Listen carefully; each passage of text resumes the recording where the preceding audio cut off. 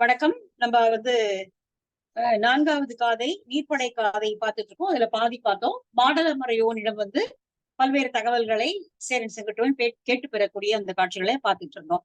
யார் யாருக்கு என்ன ஆச்சு, என்ன பானாங்க அவங்க. அப்போ கண்ணகி கோவலனுடைய நிலைமை தெரியும், மற்றவர்களுடைய நிலைமை என்னன்னு தெரியாது. மற்றவர்களுடைய நிலைமை எல்லாம் மாடலமறையன் சேரன் செங்குட்டுவனிடம் சொல்றாரு. அதுல மாதரி தீக்குளிச்சு இறந்து போறாங்க. அடைக்கல காதையில பார்த்த மாதிரி. கவுந்தியடிகள் என்னுடைய வினைதான் இவர்களையும் உறுத்ததோ என்று சொல்லி அவரும் உண்ணான் ஒன்றிருந்து உயிர் திறக்கிறார். அப்படிங்கிற வரைக்கும் அந்த தகவல் பார்த்திருந்தோம். மீதி இனிமே தொடர்ந்து பார்க்கலாம்.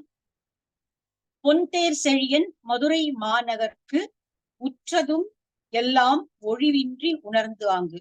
கூடவே அவர் மதுரைக்கும் போய், ஏன்னா மதுரைக்கு புற இதுல இருந்த மாதரி கவுந்தியினுடைய நிலைமை தெரிஞ்சது. மதுரைக்குள்ளேயும் போய் என்னெல்லாம் அங்க நிலைமை நடந்தது என்பதை அவர் மாடலமணியன் கேட்டு தெரிந்து கொள்கிறார். அதான் சொல்றார், பொன் தேர் செழியன், பொன்னால் ஆகிய தேரையுடைய பாண்டிய நெடுஞ்செழியனுடைய மதுரை மாநகருக்கு உற்றதும் எல்லாம் ஒழிவின்றி நான் போய் எல்லாமே உள்ள எல்லாத்தையும் போய் கேட்டுட்டு வந்தேன். Okay okay.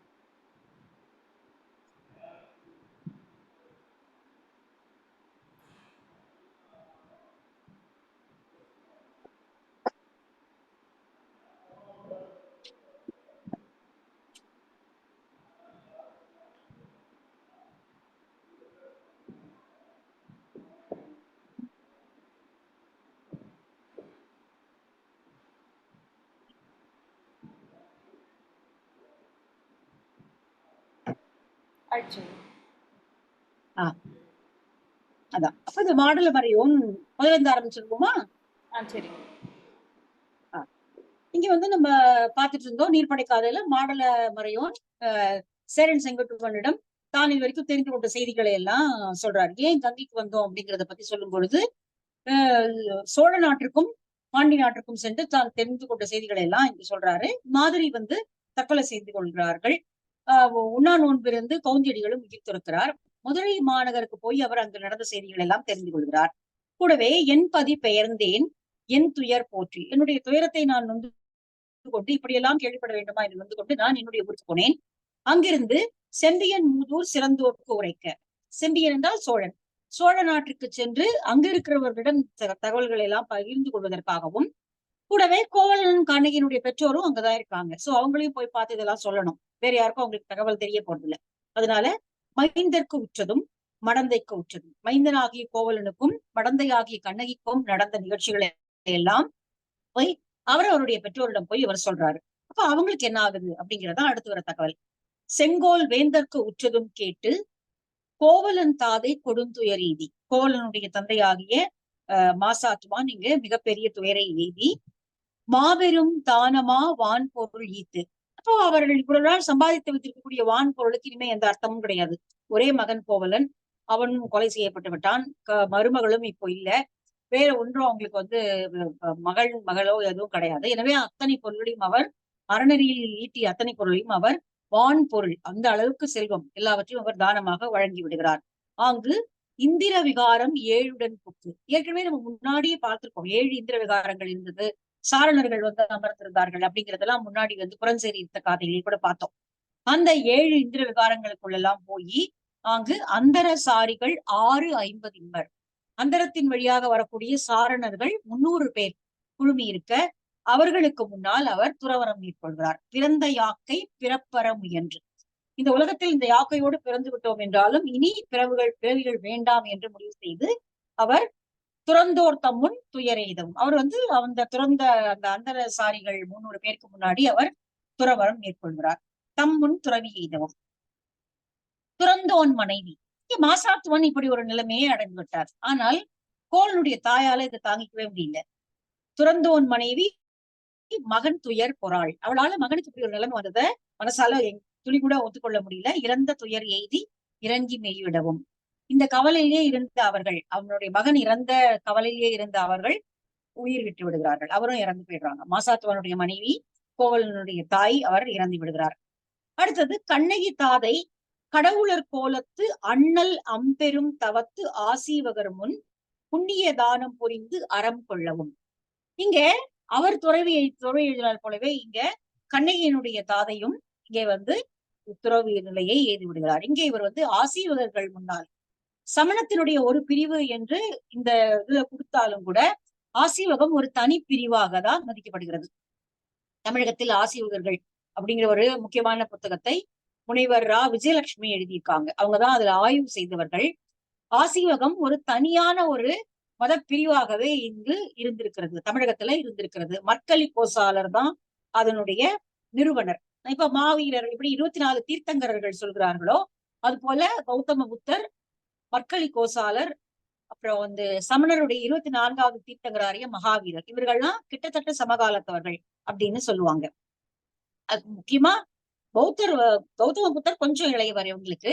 மகாவீரரும் சமண தீர்த்தங்கராகி 24வது தீர்த்தங்கராகிய மகாவீரரும், மற்களி கோசாலர் ஆசீவகத்தை நிறுவியவராகிய மற்களி கோசாலரும் சமகாலத்தவர்கள் அப்படின்னு சொல்ற ஒரு இது உண்டு.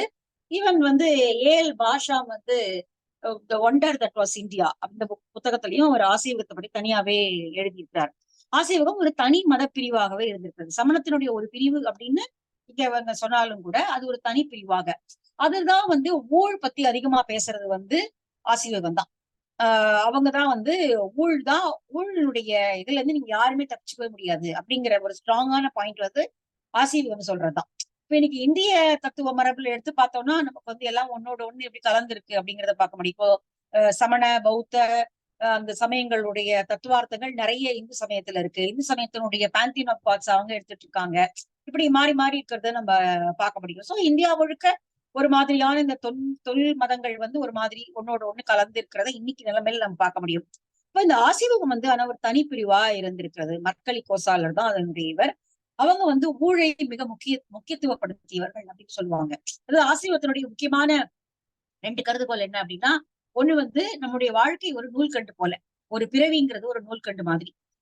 ஒரு மலை மேல இருந்து ஒரு நூல்கண்டை உருட்டி விட்டோம்னா அந்த நூல்கண்டு போயிட்டே இருக்கும் இல்லையா? அதனுடைய அளவை பொறுத்து அது போயிட்டே இருக்கும்.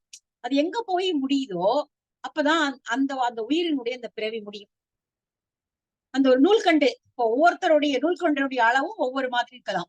இப்போ உங்களுடைய நூல்கண்டு ஒரு சின்னதாகவோ, எனக்கான நூல்கண்டு அதை விட சின்னதாகவோ இருந்தால் என்னுடைய இப்ப இந்த பிறவி தாண்டியும் நூல்கண்டு தொடருதுன்னா நான் அது அந்த நூல்கண்டு முடிகிற வரைக்கும் என்னோட பிறவி தொடரும். அது நான் நல்லது செஞ்சாலும் சரி, கெட்டது செஞ்சாலும் சரி. இந்த பிறவியில நான் எனக்கு பிறவியே வேண்டாம், நான் இனிமேல் நல்லதே செய்ய போறேன் அப்படின்னு செஞ்சாலும் சரி, அல்லது எது நடந்தாலும் நடக்கட்டும் பரவாயில்ல என்று எது செஞ்சாலும் சரி, எனக்கு அடுத்த பிறவி உண்டு. அதை தவிர்க்கவே முடியாது. அதனால அது ஆசீர்வாதத்தினுடைய வலிமையான கோட்பாடு. ஊழ நம்ம மறுக்கவே முடியாது. அது எப்படி இருந்தாலும் தன்னுடைய கடமையை செஞ்சுதான் தீரும். அதனால ரொம்ப எல்லாம் நீங்க இதை பத்தி எல்லாம் கவலைப்பட வேண்டாம், அதுதான் அப்படிதான் போகும் வாழ்க்கை அப்படின்னு சொல்ற மாதிரி இருக்கிறதுதான் ஆசீர்வாதத்தோடது. அது போல அவங்க 5 வகையாக நிறங்கள் கொடுப்பாங்க. மனிதர்களுடைய பிறவிகளுக்கு ஒரு நிறங்கள் கொடுப்பாங்க. இப்ப உற்றும் துறந்த நல்ல உயிர் அது. அது எந்த கபடுமே இல்லாத ஒரு உயிர். அதுக்கு வெண்ணிறம், அதுக்கப்புறம் ஒரு பொன்னிறம்னு ஒரு நிறம் கொடுப்பாங்க. அப்படிலாம் அந்த நிறத்தின் வகைப்படுத்தி மனிதர்களை பிரிப்பாங்க. அப்புறம் பச்சை நிறம், அதுக்கப்புறம் கருப்பு நிறம். கருப்பு நிறம் கொஞ்சம் கூட தேராத ஒரு உயிர்.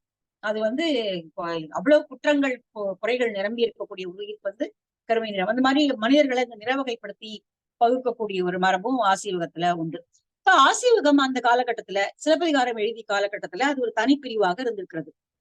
நிறைய மருத்துவ நூல்கள் ஆசீவகத்தால எழுதப்பட்டது அப்படின்னு சொல்லி ஒரு கோட்பாடு உண்டு. நிறைய மருத்துவர்களாக அவர்கள் இருந்திருக்காங்க. கடவுள் மறுப்பு கோட்பாடர்கள் தான். ஆசீவகம் கடவுளை சென்ட்ரல் பாயிண்ட்ல வைக்கல. ஈவன் எல்லா சமண மதங்களுமே அப்படிதான். சமணம், பௌத்தம், ஆசீவகம் இது எதுவுமே கடவுளை மையப்படுத்திய மதங்கள் அல்ல. அதனால இவர்கள் வந்து கொஞ்சம் வெளியில இருந்துதான் அந்த சமூகத்தினுடைய வெளி இதுல இருந்து, ஏன்னா சடங்குகளையும் மறுப்பவர்களா தான் அவங்க இருந்திருப்பாங்க கண்டிப்பா. பின்னாடி வந்து நம்ம இவர்கள் சித்தர்களை மாதிரியான ஒரு ஒரு கோட்பாடு தான். அதால வந்து அவங்க நிறைய மருத்துவ நூல்களை பயின்றவர்களாக அப்படி இருந்திருக்காங்க. பின்னாடி டோட்டலா அவங்க அழிஞ்சு போயிட்டாங்க அப்படிங்கிற மாதிரியான கோட்பாடுகள்லாம் இருக்கு. பேராசிரியர் நெடுஞ்செழியன் ஒருத்தர் வந்து நிறைய அதை பற்றி பேசிட்டு இருந்தார், தொடர்ந்து பேசிட்டு இருந்தாரு. ஒரு ஆசீவகமும் ஐயனார் வழிபாடும் அப்படின்னு ஒரு முக்கியமான புத்தகம் ஒண்ணு எழுதினாரு. நிறைய பேர் அதை மறுக்கிறவங்களும் இருக்காங்க. அதனுடைய கோட்பாடுகள்லாம் ஒன்றும் சரி கிடையாது. அவர் வந்து வந்து நிறைய ஒரு மாதிரி அடிச்சு விடுற மாதிரி எல்லாம் எழுதிப்பாரு அப்படிங்கிற மாதிரி எல்லாம் சொல்றவங்க உண்டு. ஆனா ஐயனார் அப்படிங்கிறது வந்து அந்த மக்களை கொசாளருடைய இன்னொரு இன்னொரு வெளிப்பாடுதான் ஐயனார் அப்படின்னு அவர் சொல்லுவாரு. இந்த மாதிரி நிறைய கோட்பாடுகள் இருக்கு. ஆனா முக்கியமான புக் வந்து தமிழகத்தில் ஆசிரியர்கள் விஜயலட்சுமி அவங்க எழுதின புக்கு ரொம்ப முக்கியமானது. கிழக்கு பதிப்பகம் வெளியிட்டாங்க. சரி.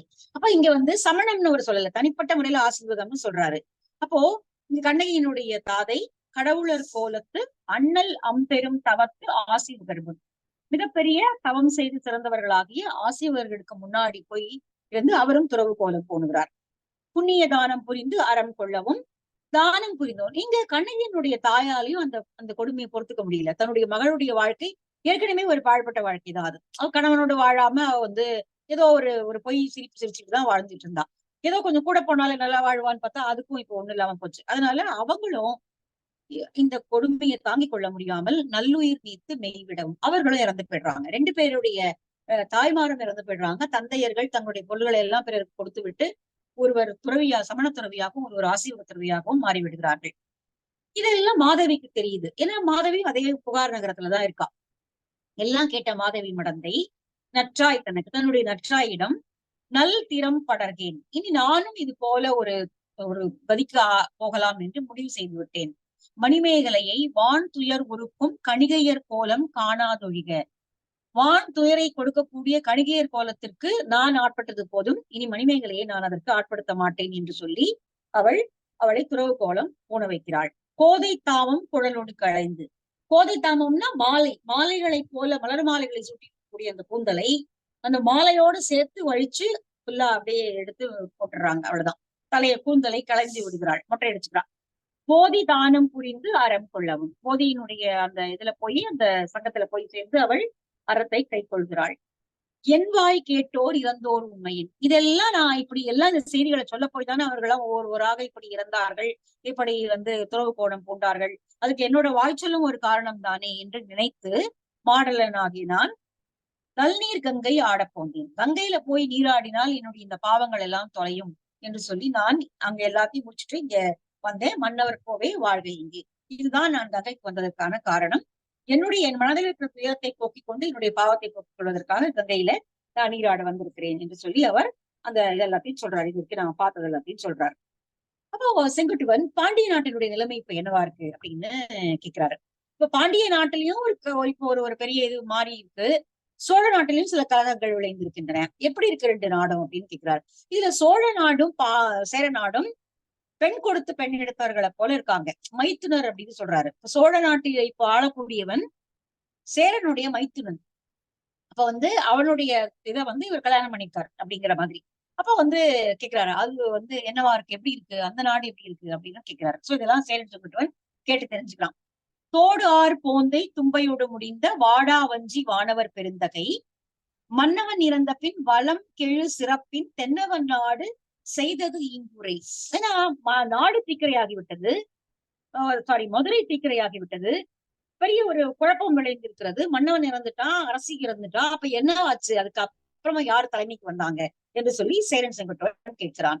தோடார் போந்தை தும்பையோடு முடிந்த, தும்பையையும் தோடார் போந்தை பனம்பு மாலையையும் சேர்த்து கட்டியவனாகிய வாடா வஞ்சிக்குரியவனாகிய வானவர் பெருந்தகை போன்ற சேரன் செங்குட்டுவன் மன்னன் இறந்த பின் பழம்கீழ் சிறப்பின் தென்னவன் நாடுக்கு என்ன ஆனது என்று சொல்லி கேட்கிறார்.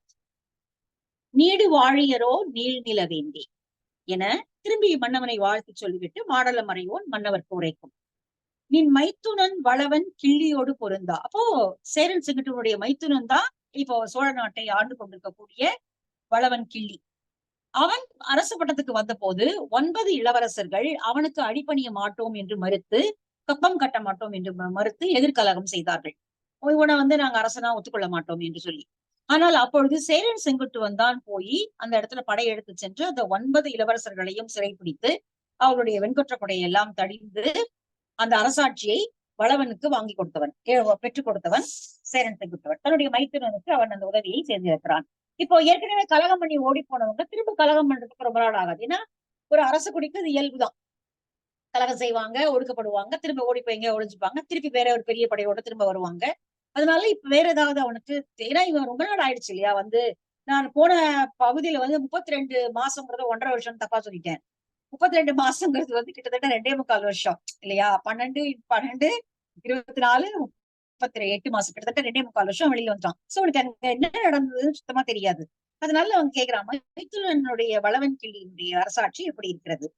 இப்போ மாடலமறையான் சொல்றாரு, நின் மைத்துனன் வளவன் கிள்ளியோடு பொருந்தா ஒத்த பண்பினர் 9 மன்னர் இளவரசு பொறார் ஏவல் கேளார். இந்த 9 பேரும் அந்த இளவரசன் ஆகிய வளவன் கிள்ளியினுடைய அரசாட்சியை ஒப்புக்கொள்ளவில்லை. அவனுடைய ஏவலையும் அவர்கள் காதுமடுத்து கேட்கவில்லை.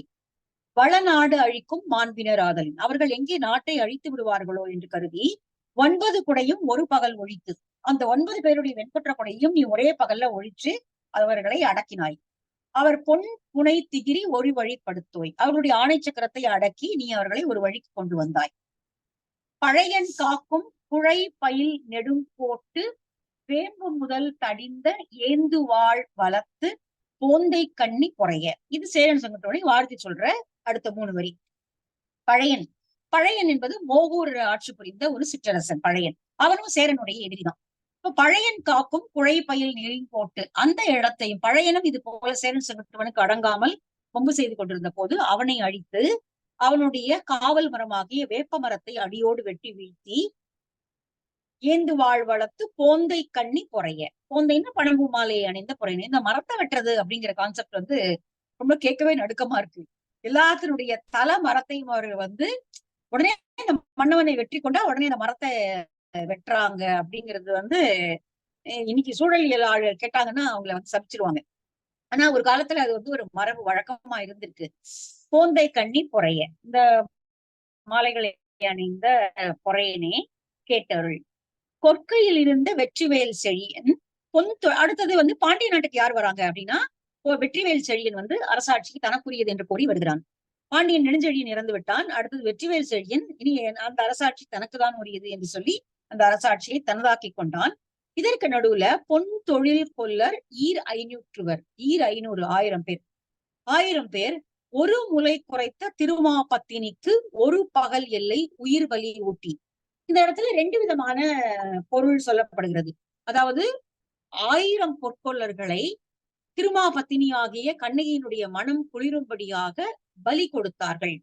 இங்க அடுத்து பாண்டிய அரசு கட்டில் ஏறியவனாகிய வெற்றிவேல் செழியன் பலி கொடுத்தான் என்று ஒரு விதமான கருத்தும், இந்த பொற்கொள்ளர்களே தங்களுடைய செயலுக்கு வருந்தி தங்களுடைய இனத்தை சேர்ந்த ஒருவன் செய்த தவறினால் தானே இவ்வளவு பெரிய பழி வந்து விட்டது என்று சொல்லி அவர்களே ஒரு 1000 பேர் தங்களை உயிர் பலி செய்து கொண்டதாக, இப்படி 2 விதமான ஒரு இதுவும் இருக்கு, கருத்துரை இருக்கு. எது கரெக்ட்னு தெரியாது. ஆனால் ஒரு மன்னவன் உடனே அரசாட்சிக்கு வந்த பிறகு பொற்கொள்ளர்கள் 1000 பேரை கொல்லுவது அப்படிங்கிறது வந்து பலி கொடுப்பது அப்படிங்கிறது அதுவும் எவ்வளவு தூரம் ஒத்துக்கொள்ள முடியும் அப்படின்னு தெரியல. ஏன்னா ஒரு குறிப்பிட்ட ஒரு வகையினரையே அவன் பகச்சு கொள்ள போறான் இல்லையா? அது வந்து அதுவும் பொற்கொள்ளர்கள் அப்படின்னா கைவினை கலைஞர்கள் அவர்கள். அப்படி ஒரு 1000 பேரை ஒருத்தர் வந்து செய்வானா அப்படின்னா அது தெரியல. அப்புறம் பொற்கொள்ளர்கள், அந்த தவறு செய்த பொற்கொள்ளனுக்கு மட்டும் தண்டனைனா அது சரி, அது நியாயமானது. அவன் பண்ணதான் தவறு, அதற்கு பலி அவனுக்கு தண்டனை கொடுப்பது அப்படிங்கிறது வந்து, ஏன்னா ஒரு கொலை குற்றம் புரிந்திருக்கிறான், அவனுக்கு ஒரு தண்டனை கொடுக்கலாம். ஆனால் அதற்காக ஒரு 1000 பேர் தங்களை பலி கொடுத்துக் கொள்வது அப்படிங்கிறது வந்து அதுவும் எந்த அளவுக்கு சரி அல்லது எப்படின்னு தெரியல. இந்த 2 விதமான உரைகளும் இருக்குது. ஆஹ் சரவணன் பற்றி கேட்டேன், அவர் சொல்றாரு தெரியல. ஏன்னா அரும்பத உரையில செழியனே பலி கொடுத்தான் என்று ஒரு உரை இருக்கிறது. உரையிடைப்பட்ட பாட்டுல வந்து அப்படி இருக்கிறதா அது கொடுக்குது. சரவணன் எப்படி எழுதியிருக்காருன்னா, அவங்களே தாங்களே மனம் நொந்து இப்படி எங்களால் தானே ஒரு பழி வந்து விட்டது என்று அவர்களே உயிர் பலி ஊட்டி கொண்டார்கள்.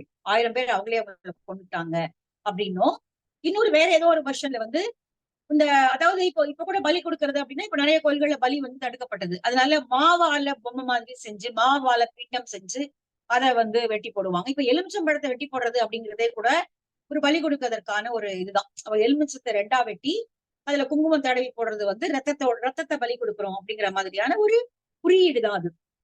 ஏன்னா இன்னைக்கு உயிர் பலிங்கிறது வந்து தடை செய்யப்பட்ட ஒன்று. அதனால இப்போ நிறைய இடத்துல வந்து கோழி பலி கொடுக்கறது, எருமக்கடா பலி கொடுக்கறது அதெல்லாம் இன்னமும் இருக்கு. ஆனா மனிதர்களை பலி கொடுத்துக் கொள்வது அப்படிங்கிறது வந்து இன்னைக்கு இல்ல.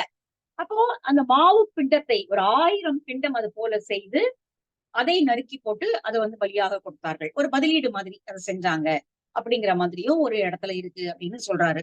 சோ தெரியல, வேற ஏதாவது ஆய்வு கட்டுரைகள் அது பார்த்தோம்னா அது தெரியும். சோ இது மாதிரி ஒண்ணு நடந்திருக்காங்க.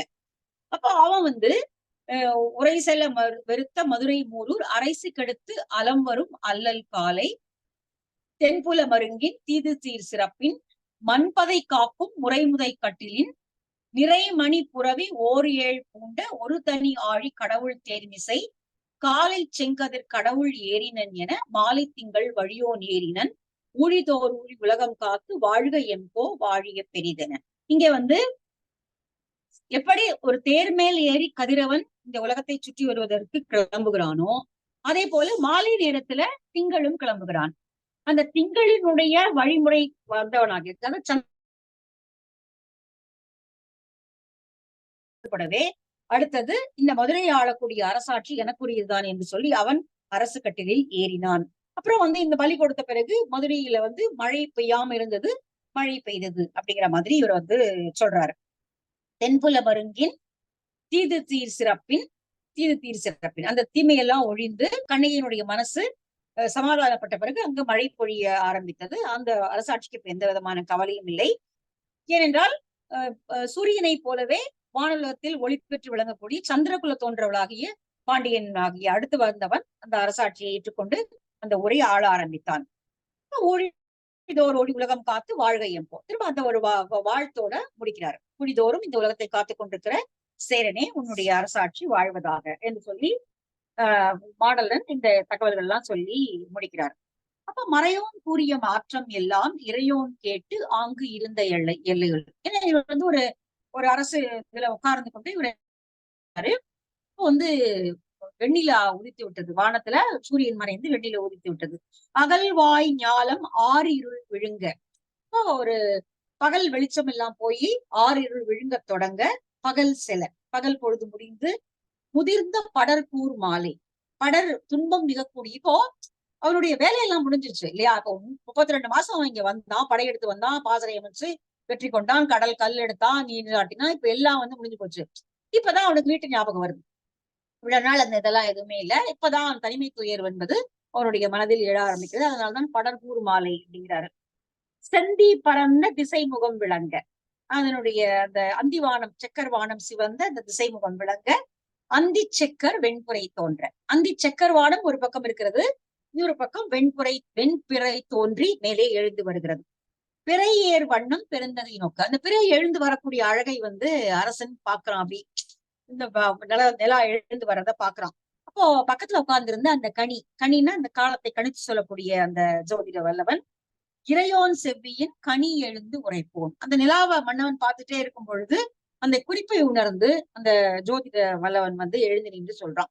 என் 4 மதியம் வஞ்சி நீங்கியது மண்ணாள் வேந்தே வாழ்க என்று ஏத்தே. மன்னவனே, நம்ம வஞ்சியை விட்டு நீங்கி வந்து 32 மாதங்கள் ஆகிவிட்டன. என் 4 மதியம் 8 x 4 32 மாதங்கள் ஆகிவிட்டன என்று சொல்லி அவனை வாழ்த்த, அதுக்கப்புறம் அந்த அந்த அந்த அவன் கூடியிருந்த அந்த சபை முடிஞ்சு போகுது. அப்புறம் இன்னொரு இடத்துக்கு போயிட்டு தனியா கூட்டிட்டு போய் மாடல மறையன் கிட்ட சோழ நாட்டினுடைய நிலைமை எப்படி இருந்தது அப்படிங்கிறத இங்க வந்து கேட்கிறான். ஏற்கனவே சொல்லிட்டான், உன்னுடைய மைத்துனர்கள் 9 பேரை வந்து நீ யார் வந்து எதிர்த்து நின்றார்களோ அவர்களை எல்லாம் நீ அழிச்சு அவனுக்கு அரசாட்சியை வாங்கி கொடுத்த இல்லையா, ஒரு குறையும் இல்லை அப்படின்னு சொல்லிட்டாரு ஏற்கனவே. இப்ப இருந்தாலும் ஏதோ ஒரு மனசஞ்சலம் தனியான ஒரு இடத்துல கூட்டிட்டு போய் சேரன் செங்குட்டுவன் மாடலமறையோரிடம் சோழ நாட்டுல என்னதான் நடக்குது உண்மையா அப்படின்னு சொல்லி கேட்கிறாரு. அதுதான் வந்து இங்க அடுத்து வரக்கூடிய 2 பகுதி. மாடலனை தனி இடத்து அழைத்து சோழ நாட்டின் நிலை பற்றி செங்குட்டுவன் வினாவுதல். நெடுங்கால் கண்டம் நிரல் பழ நிறைத்த கொடும் பட நெடுமதில் கொடித்தேர் வீதியுள் புரியவும் நெடியவும் குன்று கண்டன்ன உரையுள் முடுக்கர் ஒரு திறம் போகி வித்தகர் கைவினை விளங்கிய கொள்கை சித்திர விதானத்து செம்பொன் பீடிகை கோயில் இருக்கை கோமக நீரி. கோமகன் அரசனாகிய அவன் ஏறி எங்க ஏறினா சித்திரவிதானத்து செம்பொன் பீடிகை. சித்திர விதானம்னு மேல இருக்கக்கூடியது. நிறைய இடங்கள்ல இளங்கோவடிகள் அதை எழுதுவார். இளங்கோவடிகளுக்கு அது மேல ஒரு தனியா ஒரு இது இருந்திருக்கு. அதாவது மேல இருக்கக்கூடிய அந்த இதை முகப்புக்கு வந்து மேல இருக்கக்கூடிய அந்த செவர் வந்து சித்திர விதானமாக அதுல படங்கள் வரைந்திருக்கிறது அப்படிங்கறத வந்து நிறைய இடங்கள்ல அவர் குறிச்சிருக்காரு. முன்னாடியுமே அந்த அரங்கேற்று காதையிலையும் அது வரும். மேலே எப்படி அவர்கள் வந்து திரை போட்டிருந்தார்கள் அப்படின்ட்டு. அப்போ செம்பொன்னால் ஆகிய தூண்களையுடைய அந்த ஒரு தனியான ஒரு வேற இன்னொரு இடம். அது முன்னாடி பார்த்தது எல்லாரும் கூடி இருந்த இடம். இப்ப தனியான ஒரு இடத்துக்கு போறாரு. அந்த போற இடம் எப்படி இருக்கு அப்படின்னா நெடுங்கால் கண்டம். அந்த நெடுங்கால்னா வலிமையான கொம்புகளை ஊன்றி வைத்து அதுல திரைச்சீலைகளை மாட்டி வைத்திருக்கிறார்கள். அதாவது ஒரு தனிப்பட்ட இடம், ஒரு ஒரு அந்தரங்கமான இடம். கொம்புகளை நட்டி வைத்து திரைச்சீலைகளால் மூடப்பட்ட ஒரு இடம். நிழல் பட நிறைத்த திரைச்சீலைகள் அங்கு தொங்கிக் கொண்டிருக்கின்றன. கொடும்பட நெடுமதில் கொடித்தேர் வீதியுள். அந்த தேர் வீதியில இருந்து கொஞ்சம் உள்ள தனியா போனா கொடும்படாம் அப்படின்னா வந்து வளைந்த வளைந்த இந்த மேல அந்த மேல் மாடங்கள் இருக்கும் இல்லையா, அது போல ஒரு அமைப்பு. அந்த கொடிமதில் கொடித்தேர் வீதி உள்ள போனா இவன் இருந்த இடத்துல இன்னும் கொஞ்சம் உள்ள போனோம். உள்ள போனா குறியவும் நெடியவும் குன்று கண்டன்ன. சின்னதாகவும் பெருசாகவும் குன்றுகளைப் போல இருக்கக்கூடிய வீடுகள், மாளிகைகள் நிறைந்திருக்கக்கூடிய உறையுள்னா குடியிருப்புகள். அது முடுக்கர். அந்த தெரு வழியாக உள்ளே போனால் ஒரு திறம் போகி அந்த முடுக்கர் அந்த தெருவின் வழியாக ஒரு திறம் போகி அந்த இடத்துல ஒரு தனியான இன்னொரு ஒரு அந்தரங்கமான இடத்தை அமைச்சிருக்காங்க அரசன் வீற்றிருப்பதற்காக. வித்தகர் கைவினை விளங்கிய கொள்கை சித்திர விதானத்து. மிக அழகாக கைவேலைப்பாடு செய்யப்படக்கூடியவர்களுடைய அவருடைய வேலை திறனினால் சித்திர விதானங்களும் செம்பொன் பிடிகைகளும் அமைக்கப்பட்டிருக்கக்கூடிய அந்த ஒரு சிறிய மண்டபத்துல தனக்காக அமைக்கப்பட்டிருக்கக்கூடிய அந்த இருக்கையில போய் அமர்ந்து விட்டு மாடலனை திரும்ப தனியா கூப்பிட்டு இளங்கோ வாயிலாளரின் மாடலன் பூய். பூவினா கூப்பிட்டு வா அப்படின்னு சொல்றது. அவன் உள்ள போயிட்டான், போய் அவங்களை கூட்டிட்டு வா அப்படின்னு சொல்றோம். வாயிலோரை அழைத்து போய் மாடலனை அழைச்சிட்டு வாங்க என்று சொல்லி பூயினா வரவழைத்து இளங்கோவேந்தர் இறந்ததன் பின்னர் வளம் கெழு நல்நாட்டு மன்னவன் கொற்றமோடு செங்கோல் தன்மை தீதின்றோம். ஏற்கனவே இளங்கோ இறந்து போயிட்டான். அதுக்கப்புறமா வந்து சோழ நாட்டுல 9 இளவரசர்கள் சண்டை விளைவித்தார்கள். அவர்களை தான் வென்று வைத்து அடுத்தது கிள்ளி வளவனுக்கு அவன் நாட்டை இது பண்ணா. அங்க வந்து செங்கோல் முறையாக நடைபெறுகிறதா என்று கேட்கிறார். அரசாட்சிக்கு ஒண்ணு பங்கம் இல்ல, அரசாட்சிக்கு கொடுத்தாச்சு, கிள்ளி வளவன் கிட்ட வாங்கி கொடுத்தாச்சு. ஆனா செங்கோல் தன்மை நடைபெறுகிறதா அப்படிங்கிறது ஒரு டவுட் வந்துருச்சு. இப்போ செங்கோல் முறைப்படி ஆட்சி நடைபெறுகிறதா அப்படின்னு கேட்டு செங்கோல் முறைப்படி நடைபெறுகிறதா அப்படின்னு கேட்கிறான். செங்கோல் தன்மை தீது இன்றோ அப்படின்னு கேட்கிறான். மாடல மறைவன் சோழ நாட்டில் இங்க வந்திருக்கான். அப்ப என்ன சொல்லுவான்? மாத்தி சொல்லுவான், நான் சொல்ல மாட்டான். அப்ப சொல்றான் பழைய அந்த மறைபை எல்லாம் சொல்லி ஒரே நிமிஷம் நிறுத்திட்டு வந்துட்டேன்.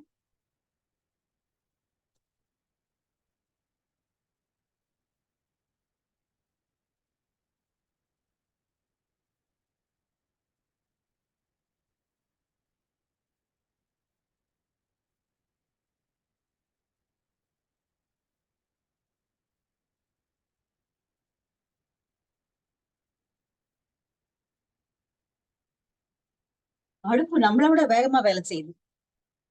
அப்போ வந்து அவன் கேட்கிறான், அப்போ செங்கோல் தன்மை தீத்தின்றோ அப்படின்னு கேட்கும்போது எம்கோவேந்தே வாழ்க என்று ஏத்தி அவனை வாழ்த்தி மங்களமறையோன் மாடலன் உரை மாடலன் சில வார்த்தைகளை சொல்ல ஆரம்பிக்கிறான். வெயில் விளங்கு மணிப்பூன் விண்ணவர் வியப்ப எயில் 3 எரிந்த இகழ்வேல் கொற்றம். சோழர்களுடைய முற்பெருமைகள் 2 3 சொல்லி அதுல ஒரு சோழன் வானத்திலிருந்து தொங்கிய எயில் போன்ற மதில் போன்ற ஒன்றை அம்பினால வீழ்த்தினான். மூன்று மதில்கள் போல தோன்றியதை அம்பினால வீழ்த்தினான் அப்படின்னு சொல்றான். 3 மதில்களை அழித்தொழித்த வேலினது வெற்றியும். அது யாரோ முன்னாடி யாரோ ஒரு சோழன் செஞ்சது. வெயில் விளங்கு மணிப்பூன் விண்ணவர் வியப்ப. வெயில் விளங்கக்கூடிய மணிகளால் பறிக்கப்பட்ட அந்த 3 மதில்களையும் விண்ணவர்களை வேக்கும்படியாக தன்னுடைய எயில்னா மதில்கள் 3ஐயும் எரித்த இகழ்வேல் கொற்றம். அப்படிப்பட்ட வீரம் செறிந்த அந்த கொற்றமும். அடுத்தது சிவி சக்கரவர்த்தி, சிவி சோழன், அவன் சோழன் தானே, அவனுடைய அந்த கொடைத்தன்மையும் சொல்றான். குறுநடை புறவின். அழகான வார்த்தை இது. ஆடு இயல் யானைன்னு முன்னாடி பார்த்தோம். குறுநடை புறவின். புறா வந்து குட்டி குட்டி குட்டியா அடி வச்சு நடக்கும், சின்ன சின்னதா அப்படி நடக்கும். அது பாக்கிறதுக்கே அழகா இருக்கும். ஆனா புறா வந்து அவ்வளவு அழகு இல்லை. சிட்டில இருக்கிறவங்களுக்கு தான் தெரியும் புறா எவ்வளவு கஷ்டப்படுத்துது எல்லாரையும் அப்படின்னு. ஆனா இது வந்து இந்த இந்த டிஸ்கிரிப்ஷன் அழகா இருக்கு. குறுநடை புறவின். அது குழந்தை மாதிரி டக்கு டக்கு நடக்கும். அது குறுநடை புறவின் நெடுந்துயர்த்தீர். அந்த புறாவினுடைய துயர் தீரும்படியாக எரிதரு பருந்தின் இடும்பை நீங்க. அந்த பருந்துக்கும் ஆனா அதுதான் உணவு. அந்த சைக்கிள்ல நம்ம ஒண்ணும் செய்ய முடியாது. அது உணவு. அந்த சங்கிலியில பருந்துக்கு புறா உணவுதான். ஆனா அடைக்கலமாக புறா வந்து விட்டது என்பதனால அந்த புறாவையும் காக்கணும், பருந்தினுடைய பசியையும் போக்கணும் போது தன்னுடைய தொடையை கிழித்து கொடுத்தவனாகிய அறிந்து உடம்பு இட்டோன் அறம் தரு போலும் திரிந்து வேறாகும் காலமும் உண்டோ. இந்த இரண்டும், அந்த வெற்றியும் இந்த பண்பு கொடைப்பண்பும் திரிந்து எங்காவது வேறாக ஆக முடியுமா? அந்த ஒரு வம்சத்துல வந்தவனுக்கு அது எப்படி அவன் தவறா எப்படி போவான்? அவன் வந்து நல்ல செங்கோல் ஆட்சிதான் செய்கிறான். தீதோ இல்லை, ஒரு குறையும் இல்லை. செல்லல் காலையும் மழை இல்லாமல் வறண்டு போனாலும் கூட காவிரி புறக்கும் நாடு கிழவோர்க்கு காவிரி எண்ணெய் காப்பாற்றுகிறாள். அதனால இந்த காவிரி எண்ணெய் காப்பாற்றக்கூடிய அந்த நாட்டை உடைய சோழனுக்கு எந்த விதமான குறையும் இல்லை. மிக செம்மையான செங்கோல் ஆட்சி அங்கு நிலவுகிறது என்று அருமறை முதல்வன் சொல்ல கேட்டேன் என்று சொன்ன உடனே அதை கேட்டு மகிழ்ந்த சேரன் செங்குட்டுவன், பெருமகன் மறையோன் பேணி ஆங்கு அவர்க்கு ஆடக பெருநிறை 5 இரட்டி. 5 × 5 25 × இரட்டி 50. 50 தோடு ஆர் போந்தை வேலோன். தோடார் போந்தைன்னு நமக்கு தெரியும், பனம்பூ மாலை அணிந்தவனாகியவன். தன்னிறை மாடல மறையோன் கொள்க என்று அழைத்து அங்கு ஆரிய மன்னர் 20 மறை 5 × 20 100 பேர். அந்த இவங்க இருக்காங்களே நூற்றுக்கண்ணவர்கள், அவர்கள் எல்லாம் சீர்கேழு நல் நாட்டு செல்க. இது வரைக்கும் நீங்க இவ்வளவு நாள் கூட இருந்து எல்லா உதவி பண்ணீங்க, நீங்க இனிமே உங்களுடைய நாட்டுக்கு திரும்ப போகலாம் என்று சொல்லி அவர்களையும் வழி அனுப்பி அடைய வைத்து பொன்னா, அதாவது மாடல மறையனுடைய எடைக்கு தகுந்தது போன்ற 50 50 என்ன அளவு என்னன்னு தெரியல. 5 பெரியோடி அவருடைய உடம்புக்கு எடைக்கு எடை கொண்டு 50 துலாம் பெரும் பொன்னை கொடுத்து அவனை வாழ்த்தி அவனையும் மாடலமறைவனையும் சேரன் செங்குட்டுவன் வழி அனுப்பி வைக்கிறான். வழி அனுப்பி வச்சுட்டு மற்ற வேந்தர்களை எல்லாம் எப்படி கூட்டிக்கிட்டு அடுத்தது வந்து அவன் தன்னுடைய நாட்டுக்கு திரும்ப போறான் அப்படிங்கிறது தான் அடுத்து வர பகுதி. அங்க வந்து இளங்கோவன்மாள் ரொம்ப வருத்தத்தோட படுத்திருக்கா. 32 மாசம் ஆச்சு, ஒண்ணும் தெரியலையே என்று வருத்தத்தோடு இருக்கும் பொழுது தூங்காமல் அவர் காத்திருக்கிறாள். இப்ப செய்தி வருகிறது, சேரன் செங்குட்டுவன் வந்து விட்டான் என்று. அந்த குறிஞ்சி முல்லை மருதநல பாணி பாடல்களை பாடி மன்னவன் வருவதை அவர்கள் வாழ்த்தி மகிழ்கிறார்கள். அது அடுத்த பகுதியில வருது. அடுத்த ஒரு கிளாஸ்ல நம்ம வந்து அதை முடிச்சிட முடியும். ஏன்னா சின்னதா முடிச்சாலும் கஷ்டம், அடுத்த கிளாஸ்க்கு அது பாதியில நிற்கும். அதனால இந்த அரசர்கள், ஆரிய அரசர்களை கூட்டிக் கொண்டு அவன் கிளம்புவதை வந்து நம்ம அடுத்த பகுதியில இருந்து பார்க்கலாம்.